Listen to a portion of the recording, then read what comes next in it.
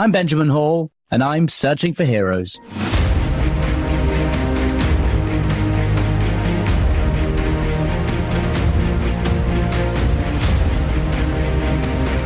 Ladies and gentlemen, thanks again for joining me today. And we have a guest on this week who is, well, because of all the fires that we're seeing in California, we wanted to speak to someone who had been himself up close fighting fires.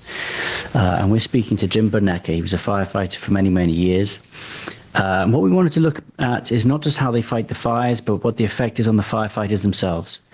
Now, Jim has written a book called Overcoming Tuesday. He's got a podcast, and he talks openly about how many of the things he saw, the deaths he saw, came back to haunt him. And I just think it's a reminder to all of us that these guys, these firefighters, these heroes out there saving lives, pushing them back, you know, they've got to struggle with it later. And so today, this episode is a tribute to them. It's about thinking about them, and it's about thinking about all the people who are caught up in those fires right now and doing everything we can to help in whichever way we can. So thank you very much for joining me again this week. And here's Jim. Jim, thanks so much for joining us this week. And, you know, it's an incredible week to have you on because we're seeing such remarkable things going on in California right now. So, look, thank you for making the time and for being a guest. Yeah, thanks for having me on here. Absolute honor.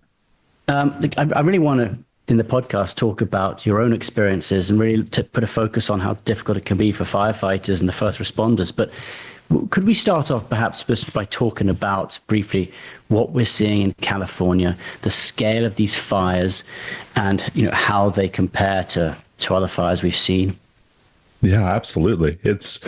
I got to tell you, it's something in Ohio I never had to see. In fact, we got the opposite right now. We got a bunch of snow on the ground, but absolute just disaster, mayhem, chaos, whatever adjective you want to use to describe that. And it's just so disheartening to see and how powerful these wildfires have become.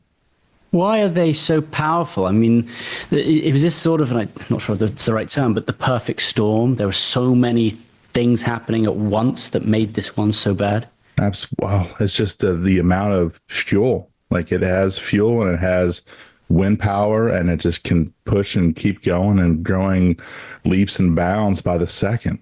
You know, I'm watching obviously every network right now. We're seeing the video from the front, we're seeing the damage it's doing, but we don't often spend as much time thinking about what it's like to be a fireman right there, right up at the front, you know, fighting these flames. And I wondered if you could talk to me a little bit about what that is like. I mean, in a fire this scale, where you can't stop it, you don't know what to pick, which building to save, you don't have enough water, you don't have enough resources. What is that like as a fireman? That is our job, making things happen, fixing problems that don't seem like there's a solution.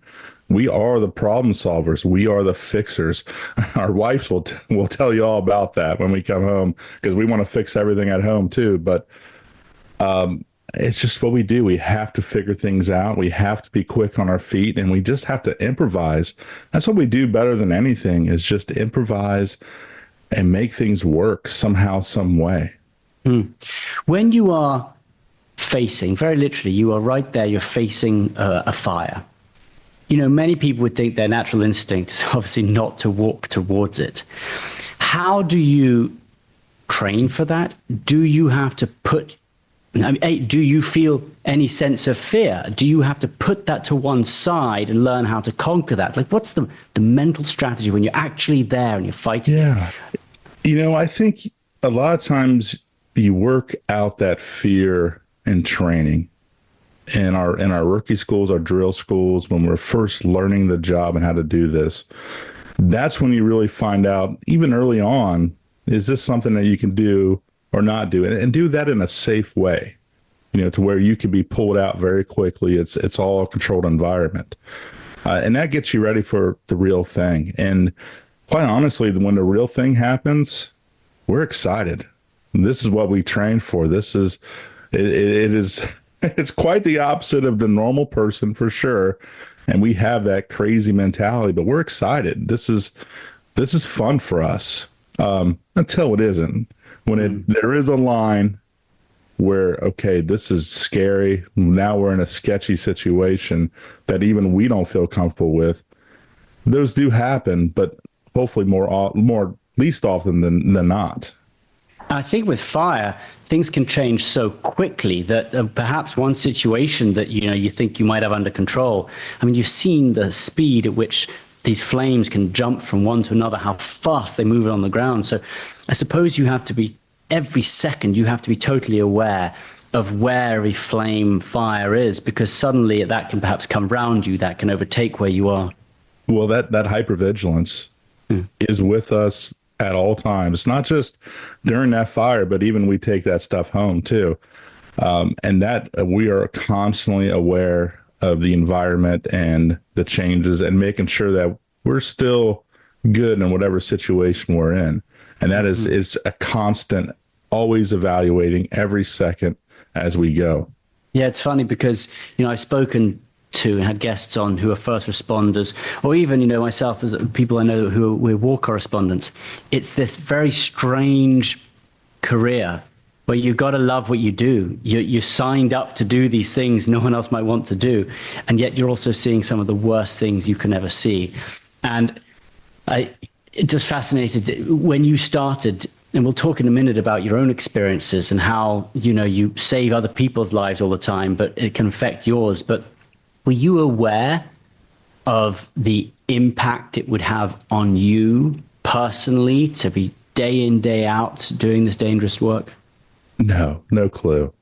And you can call it being naive and even really immature, I think, what the starting, I started when I was 19 years old, but I was around it a little bit before that. And I remember what really sold me, and it kind of almost propaganda, but like I saw the good side of things. When I went and checked it out with my dad's friend, like when I was 15, 16 years old, it was, I could hang out with my friends and go on adventures. That's what it's kind of sold to me as. And it was all the plus side. It definitely was not all the good side, all the stuff I ended up seeing throughout the next couple decades. I just wonder if that's part of you called it, is it naive, but should there be part of the training that says you're not signing up just to have a great time and run around, that this is, and do you think many young people would sign up without being aware of the dangers? And is that what might lead to some people having a difficult time? Well, that's a great question. I think that the fire service I started with back in, the early 2000s, it's much different today. We have matured. We do talk about this stuff now. We talk about cancer. We talk about behavioral health.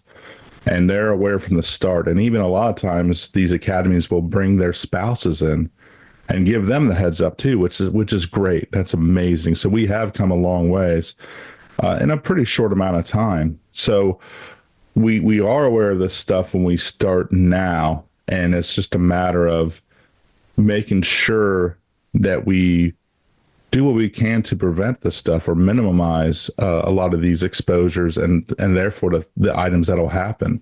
That the cancer and the fire services, the numbers are off the chart, and it's really because of everything we're exposed to. And unlike a regular injury, like if I fell off a ladder and broke my ankle, it's very obvious when and where and how I did that. But it's not that way with cancer, because it has this latency period of 10, 15, 20, 25 years before it actually shows up. So it's getting that mind frame early on with these kids, these new recruits, and letting them know that the actions they do now is going to affect them later on.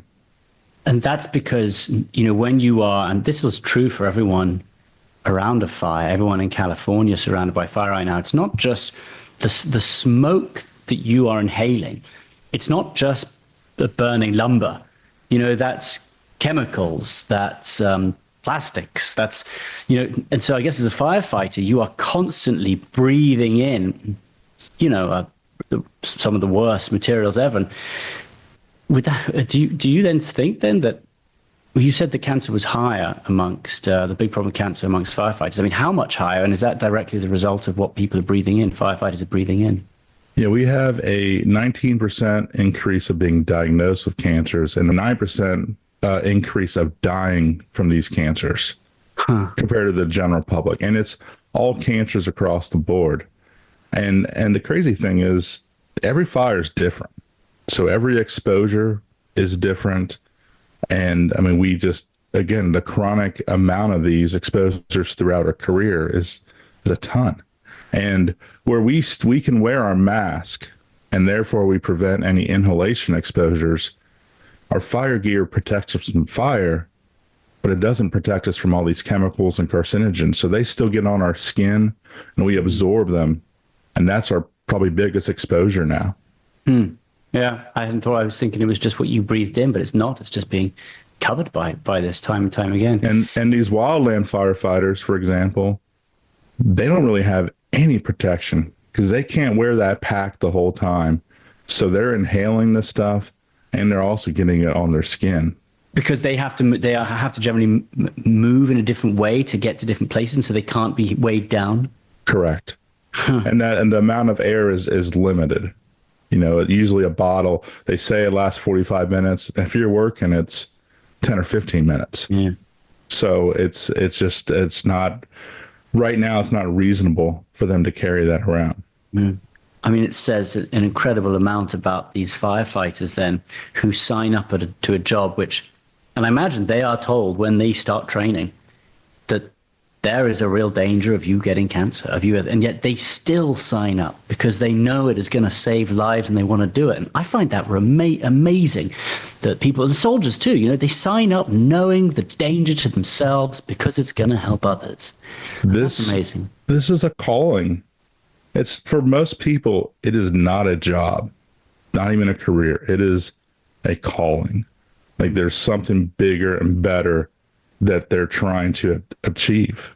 Can I say that you come across, when I think of a fireman, I don't think of someone quite as calm and sort of gentle, and that's a total like cliche in my mind. Like, you know, you're expecting someone who is just go get him, go out, and it's interesting to speak to someone and to get to phone to you to see that there's a whole time. It's all time and place. Yeah. You know, and I would say lots of therapy has gotten me to the point where I'm chill and relaxed. Yeah. Well, let's talk about that as well, because, you know, you've written a book called Overcoming Tuesday, a first responder's tale of healing and resiliency. And you have had your own experiences of struggling after everything that you have been through and everything you've seen. So can you tell us a little bit about that? Sure. You know, the title Overcoming Tuesday, that was really just another way of saying trauma. It was overcoming my trauma. And whereas the typical citizen may see 1, 2, or 3 traumatic events in their lifetime, for us, that could just be another day. It could be Tuesday. That's kind of where that title came from, is because I did an interview, and that's exactly what I said with one of our local reporters. And just to kind of put their perspective on things, like the amount of trauma we see. I mean, I was at a class just earlier this week, and they mentioned for us, it's 800-900, sometimes more than that amount of traumatic events that we end up seeing throughout our careers. And when did that at what point did you realize it was having an effect on you? And you've talked also about what those effects are. Like, how was it affecting you? And at what point in your career did that start happening? You know, for probably the first decade, maybe even a little bit longer than that, I think I dealt with things okay. And what I was doing was just stuffing everything down, just pretending like, yeah, this is okay, this is normal. I just saw something really screwed up, but yet I'm going to come back in 5 minutes and eat lunch and pretend like everything's okay. I did that for a really long time. It wasn't until a little into a decade, I would say, that I started having kind of flashbacks and nightmares, I guess is one way you could describe them. It was just a constant thought. And it was really just at that point in time, it was focusing on one particular event, and it was a drowning of a little girl. And I think what really triggered that coming back was me moving back into that district and basically passing that house every day I worked numerous times. And that was really the first time that I was like, okay, this isn't normal. This isn't how things should be. And I really struggled with working through that and processing that particular call. And then after that, many more started coming as well. You're listening to Searching for Heroes. We'll be right back after this. I suppose firefighters are sort of seen in one way. You know, they're so proud of their strength and they just want to show this strong side to them. And probably it's very hard, to turn around to the guys in the firehouse and be like, hey, I'm really struggling. Like that must be one of the hardest things, is to maybe show cracks in your strength in front of those around you. It definitely was when I started. I mean, if you showed any emotion early on in my career, you were usually met with a suck it up, buttercup, don't be a wimp, said in other words. Or they would say, are you sure you're really cut out for this job even? And I would say that has evolved, luckily, thankfully. But in my particular department, that really only changed after we had 2 member suicides. It was really after the second one that it began, like it was acceptable to finally start talking about things, to have emotions, to share without the fear of being bullied or ridiculed. And it was unfortunate, but that's what it had to take. In the case of those 2 suicides, I wonder, were you aware that either of them was struggling, or did it come as a surprise? Have they been hiding it? And is that what led to it all? No, it was a surprise.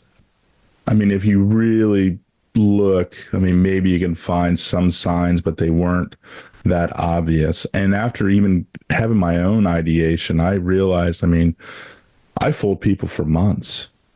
So it's not always just very clear what somebody's going through. You just have no idea what the person next to you is really dealing with and what's going on internally. That's really the lesson I learned out of that, is you just don't know. So how has the fire service changed in any way? What are they now doing to help that, or to change? Well, first of all, we're finally talking about it, and we're talking about it early on, in our recruit schools. So we're letting these kids know from the start, you're going to see some stuff. And if you do have any issues, we have the resources now. We can point them to those resources. And it's so much easier, just like any other health problem. If you could take care of something early on, when it first began, before it blows up and gets big, it's so much easier. So it's the same thing with behavioral health. If you can talk to somebody one-on-one with a clinician and do EMDR, whatever that may be, and get better, it's so much easier than numbing things of alcohol or other substances, and then, really getting far down to where you have to dig yourself out of that hole. The other thing we have is there's a lot of peer support teams that are now available. So there's a lot of individual fire department members that have been trained on just some pretty basic behavioral health stuff, but you can go to them and then really just tell them what's going on. And they're kind of the middle person to where they can lead you to the appropriate resources. So being able to talk about it, the stigma is still there, but it's not what it was. And it's going in the right direction. And then we do have a lot of resources that are popping up and that are specific for us too. A lot of military and first responders resources have popped up, and those have been great, because we really don't do well with traditional therapy, with clinicians that aren't trauma trained or culturally competent. We're kind of a interesting breed when it comes to that. So as opposed to what someone might sit down and have a chat with, with some kind of a therapist, that doesn't work quite as well with them. Yes, we need to have somebody that understands our job, knows like what we're describing, and also allows us to be ourselves, which is, we like to cuss and and just be vulgar, and that's just kind of how we are a lot of times. So we want to be able to be ourselves in those type of situations. Yeah. I imagine one of the tough things is also seeing, it's not just the danger you're in, it's the lives that have been ruined in front of you, the homes, people's lifetime memories, everything they've got being taken away. And I suppose sometimes just seeing, even if the family survives, I mean, you're watching it right now in California, seeing that loss in people where everything they've known, I mean, the cases where they have no insurance, you're watching a life and a family lose absolutely everything and no idea how they're going to move forward. And what a hard thing that must be to see. And I suppose sometimes you might have to, do you ever interact with them? Are you then talking to them? And what do you say to them when you've seen them go through such difficult things? I mean, what can you say for a lot of this stuff? I mean, you're there really just to comfort them and let them vent and get out some of that emotions and just be a caring and compassionate soul. I mean, that's all you really can do. And then, hook them up with whatever resources that you do have available, whether it's the Red Cross or there's, other cities have other options as well. I mean, we'd have totes of just bare necessities that we can give people to help. I mean, it's something is better than nothing. But more than anything, it's just being an ear and just comforting. I mean, none of us can really, we haven't been there. We haven't dealt with that, but we can certainly imagine. So we can't be empathetic, but we can certainly be sympathetic in those situations. I imagine that when you've written a lot about resilience in general and how you get through difficult moments. And I wonder what, for someone who is struggling, what is, you said talking about is a great thing, but is there some way that you can try and control how you're feeling or try and change that? Like, what would you say to someone who's at the very bottom, who's struggling, and then saying, all right, here's what you do. Here's how you pick yourself up. Here's how you find the strength to move on. Sure. In a lot of those situations, there's a lot of things that happen to get that individual to that point. So it took a while to get there. And they have to understand that it's going to take a while to dig back out of that hole. But they can get there. They have to put in the work. But there is light at that tunnel. You have to do the work to get there. And when you get there, and this is me after, really going through recovery, I'll tell them it's worth it. It's worth the fight to get there. And it's been a fight. I mean, it's been a couple years in the making, but I can tell you, I personally right now, I feel great. I feel like myself again, but it was a struggle just to get to that point. But I'm so glad now that I'm there because I'm a better version of me, and that affects everybody else around me as well. Were there ever any moments where you thought about taking your own life? There was, absolutely. I had one night in particular that was really bad where I just felt like everything that I was working for was just getting taken away from me and my identity, and it crippled me. And I really struggled. I was at a firefighter convention in Cleveland, and all I was trying to do is really take care of my members at that time. I was in a position where I was our department's wellness coordinator and the peer support coordinator, and things have just went awry. And I was taking most of that heat, and it just really was too much all at once.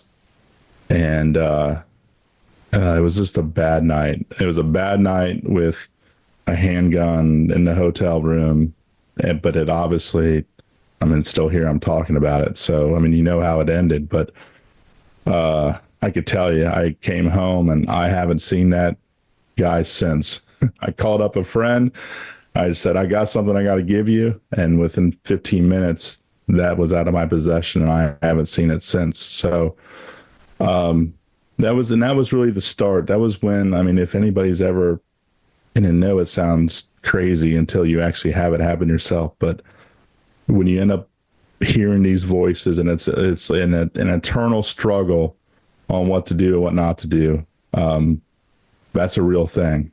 And it happened to me. And that was the beginning in Cleveland, and it went on for another few months until I finally made the call myself. The same call that I would tell anybody else to do, I ignored and fought for months on making that call myself because I had so much shame and guilt.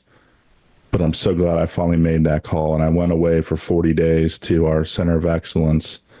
And that was really the start of my recovery.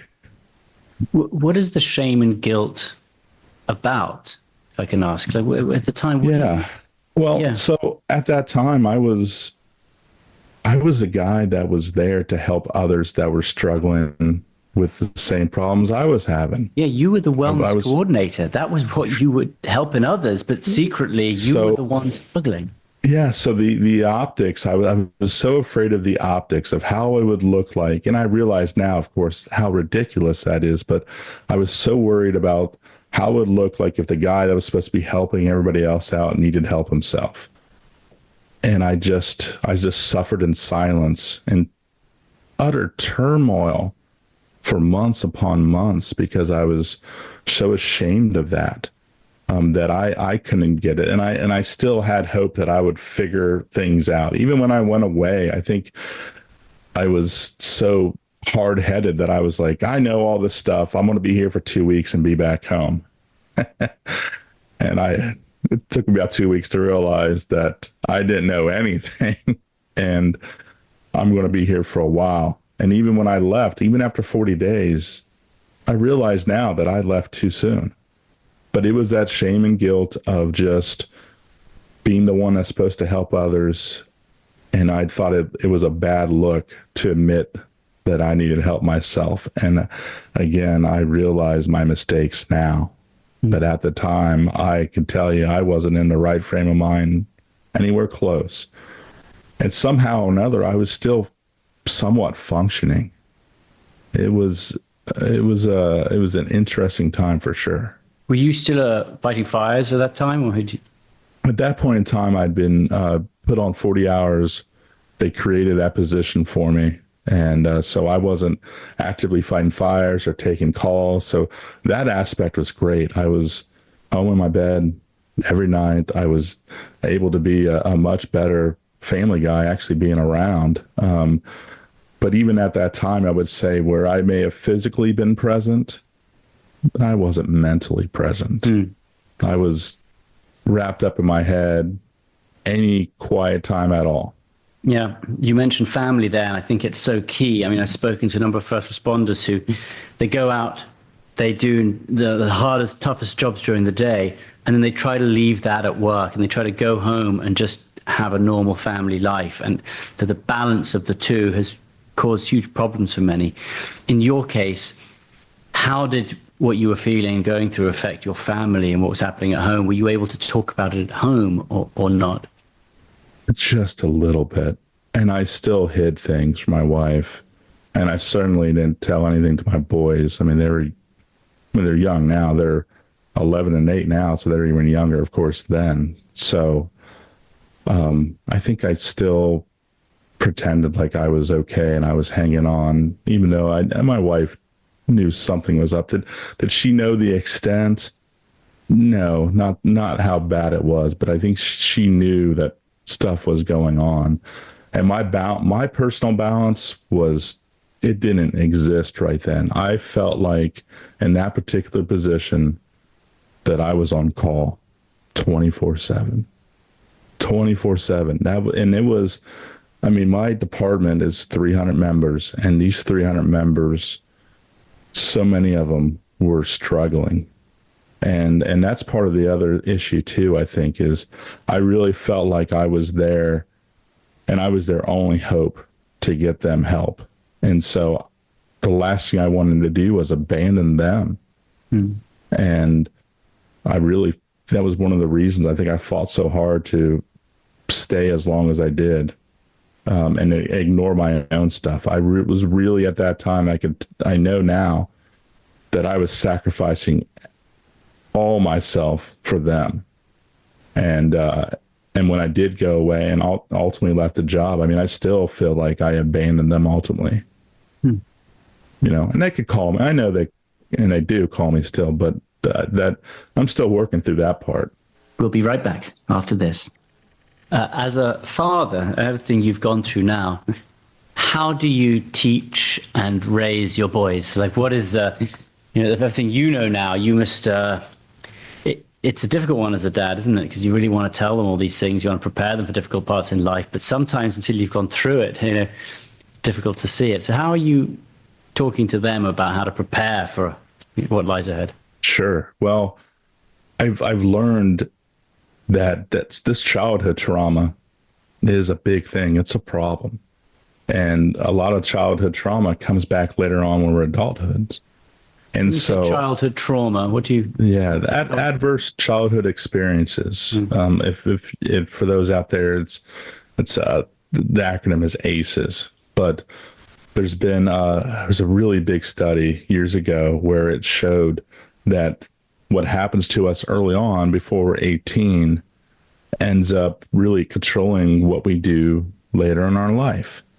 So, it's a 10-question quiz, and it's all about really how you were treated, whether if you were physically abused, sexually abused, mentally abused, if your parents had mental health issues, if your parents got divorced, if your parents, if any of them was ever incarcerated, all those different things add up, and the more you have of those, the less or the more likely you are to have issues later on in life, like depression, anxiety, suicide, drinking problems, all that kind of stuff.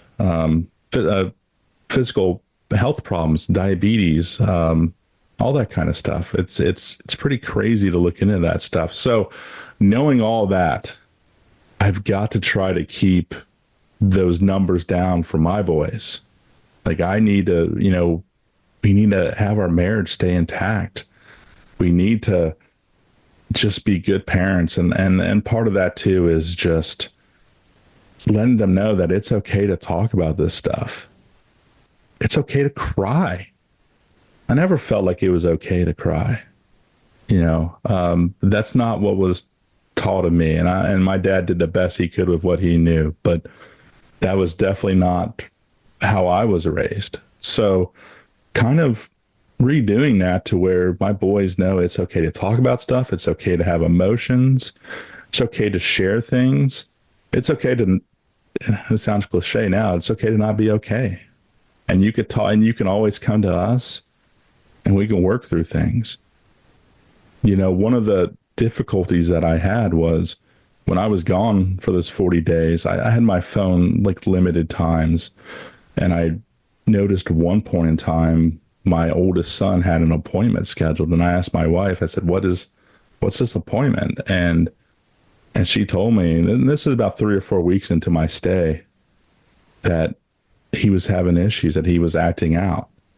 And this is me being gone for 3 or 4 weeks, and it was already affecting him negatively. So that's just kind of an example of how we need to set good examples and do what we can to not set them up for failure later on. Tricky, because that would put somehow guilt on you. Like, would that have put more guilt on you? I wanted to go home right then. I mean, I already wanted to go home. I mean, let's be honest. But me getting home right then and then was paramount, like to help him. And ultimately, we talked things through, and I obviously stayed for my betterment. But yeah, you want to feel worthless. I mean, that's how I felt. Like I failed him, and it's, you could do anything to me, but like doing something to him, it just wasn't fair. Yeah, but you've done the opposite. You haven't failed them. You almost did, and you stopped, and you rebuilt, and you got strong again, and look where you are now. And so I think that's what many people listen to this podcast for. It's a sense of, even the strong men, strong people, strong women can have difficult moments. But the question is, how do they find that resilience, that one spark, that moment to say, I'm going to change it. I'm going to find a way to rebuild. And I suppose let's just end up by saying, where did you find that? Was that sort of inside you all along? Did you find that at some point? It's like, where did you get that moment, that spark to change? It's another great question. I think that I think that there is, I'm still unsure of what it is, but there's a bigger purpose for me. And I really feel like everything I went through, where it sucked at the time, I now have this gift of experience, and I can relay that to others and help them to where they can avoid a lot of my pitfalls. I believe I'm here for a reason, and the purpose is, it has changed. It went from being, a city firefighter helping random citizen to where now I'm helping my other brother and sister firefighters, and I'm helping them in a lot of different ways, whether it's through cancer prevention advocacy, whether it's through mental health advocacy and talking about this stuff and normalizing it, or even, firefighting hearing loss. That's another huge issue that we struggle with, that not enough people are talking about. But so I'm here, and the purpose has changed. It has evolved, and it went from just helping either the citizens of Dayton. At one point, then I was helping the firefighters of Dayton and their families, and now I get to help the entire fire service, and that is, my cup is full at this point. Like, I feel great. Like, and I think I even initially floundered in retirement, just trying to figure out what this purpose was. But now that I'm getting there, like, it's been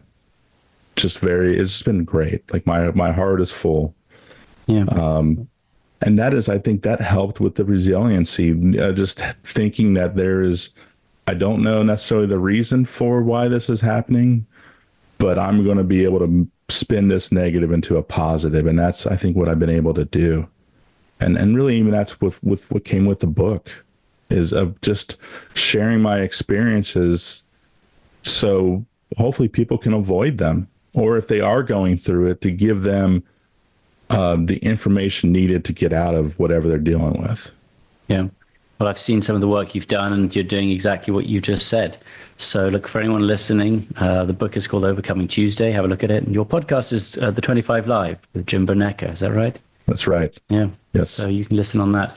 Look, Jim, thank you, first of all, for your service, for everything you've done for this country, for the lives you've saved, for the homes you've saved.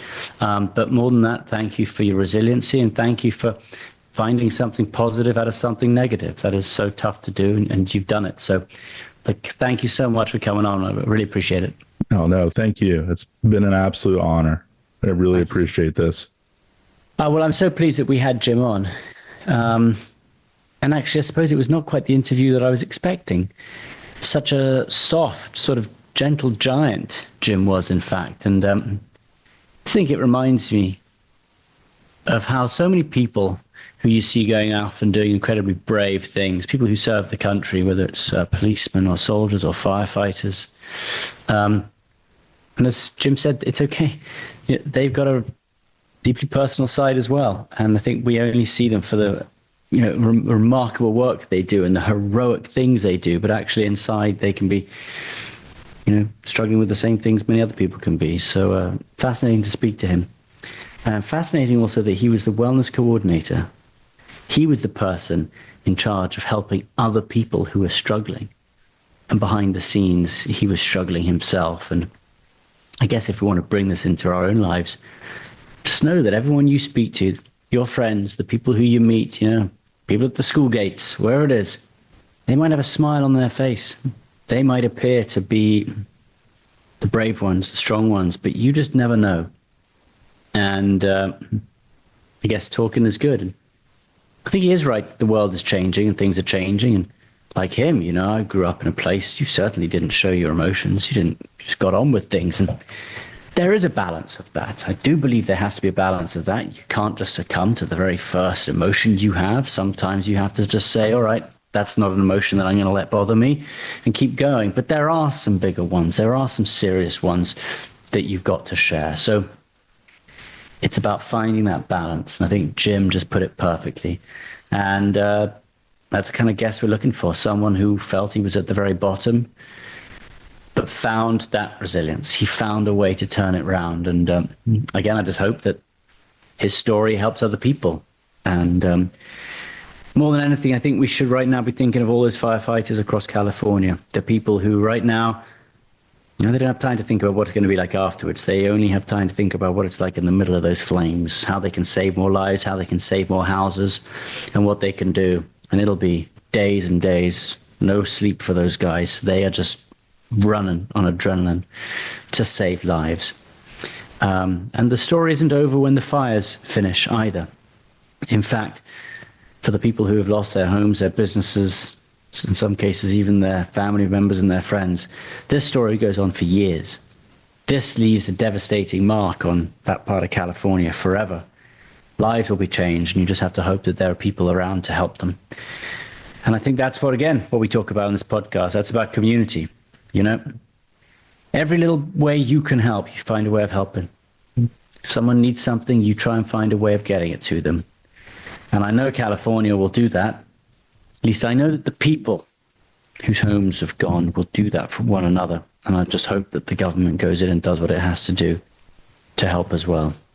Anyway, Happy New Year to everyone. I know it's off to a difficult start, but like Jim, I know I'm a firm believer that if you keep fighting, if you work hard, if you don't stop, there's light on the other side of everything. And it might not be easy. It might not be apparent when you first see it, but it is there. Just keep going, keep fighting.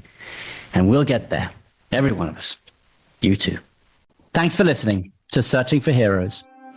Listen ad-free with a Fox News Podcasts Plus subscription on Apple Podcasts. And Amazon Prime members can listen to this show ad-free on the Amazon Music app.